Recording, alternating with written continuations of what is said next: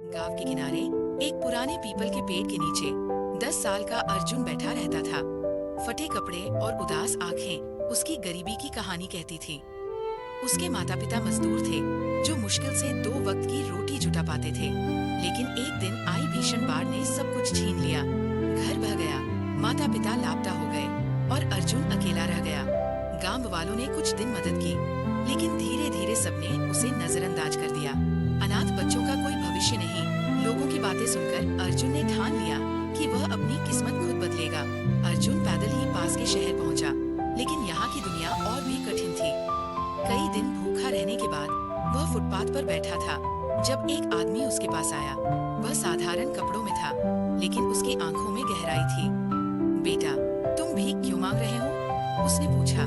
मेरे पास कोई और रास्ता नहीं, अर्जुन ने जवाब दिया। वह आदमी मुस्कुराया। मेहनत करने वालों की किस्मत बदलती है, मैं तुम्हें काम सिखा सकता हूँ। उस आदमी का नाम राघव था। वह अर्जुन को पास की दुकान पर ले गया और उसे झाड़ू लगाने और बर्तन धोने का काम दिलाया। पहले दिन की मेहनत के बाद उसे 5 रुपए और एक गरम रोटी मिली। ये उसकी पहली कमाई थी, जिसने उसमें नई उम्मीद जगा दी। अर्जुन ने जल्द ही हिसाब किताब और ग्राहक से बातचीत करना सीख लिया।